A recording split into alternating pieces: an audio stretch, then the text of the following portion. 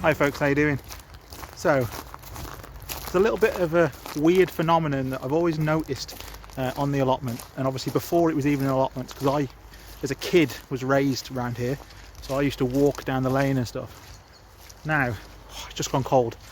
I'm going to show you a bit where, as far back as I can remember, mist has always cut through the fence there and gone round in like a straight line. Well, as years progressed, I found out there used to be an old pipe stream, and it still happens. It still happens. Even though the stream was piped in the 1950s, and it goes under the allotments, on cold, crisp mornings and evenings, the mist still follows the line of the old stream. Even though the stream's not there anymore. Well, it's what it is, but it's underground. How spooky is that? It's obviously got something to do with the damp and the water and the temperature, but the fact that this mist goes through the allotment and follows a stream that's not there anymore, I've always thought has been pretty damn magical, to be fair.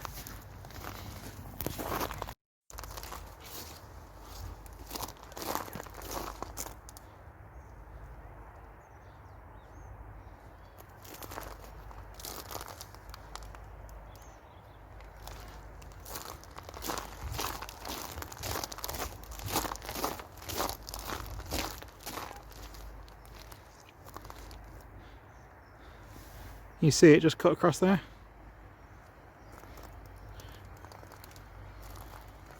And it goes down there, drops into the garden, down towards the white cottage where they've opened the stream up now.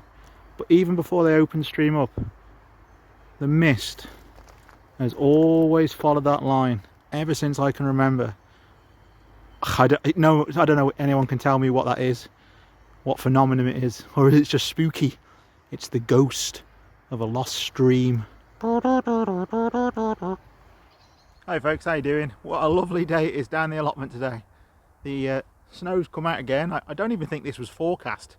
I left the house with the family to drop off a birthday present to the mother-in-law, and then they were going to go to Asda to pick something up, and it wasn't even like this. It was just cold, and then all of a sudden it's just gone white over in about 15 minutes. It's really nice on the allotment when it's like this. I absolutely love it. There's nothing you can do, just enjoy it.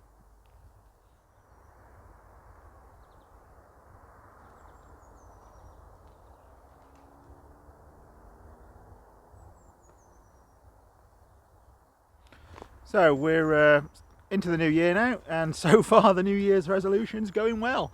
What can I say? You know, we've been doing it for a couple of days now, but we got our food waste box from a Taste Not Waste. Hi folks, how you doing? You probably can't see this at all, but it's like 9:15, and I've just gone and picked up our Freegan box, our food waste box, and it's so dark, and I'm in the car, and you'll have to wait till I get home to show you what I got. He wants a carrot. Get the carrot then. Go on then if you want it. What's that? Butter. We need butter as well.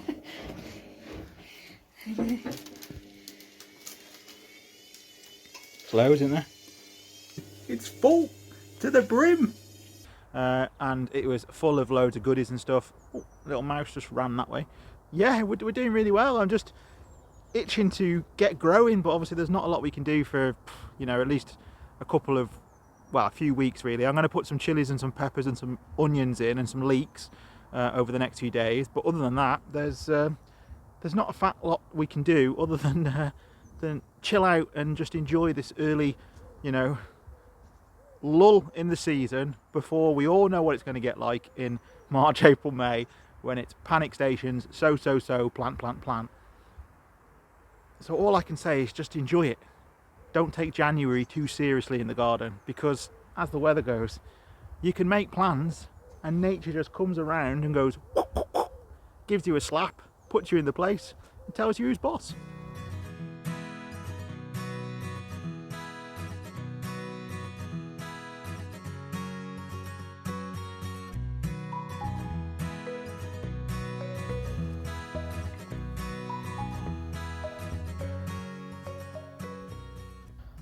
It's snowing! Woohoo! One good thing about coming down the allotment when it's snowing is you can see where the fox has been. There she is, in all her snowy glory.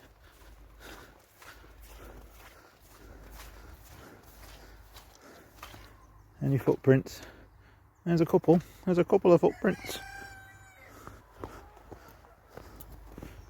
Not, oh, actually they're no footprints. I thought he'd have been about down here.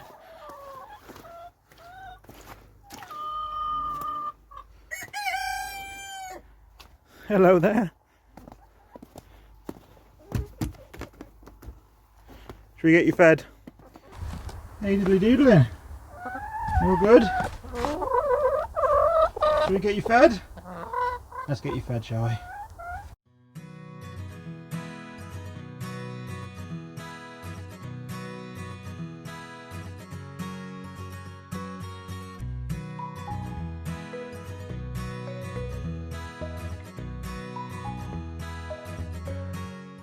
I've quickly put some plastic sheeting on the part of the run that holds the water, so hopefully it shouldn't freeze as quickly as it normally does. They're just old sawdust sacks and hay sacks, nothing fancy, but it should do the job for the winter.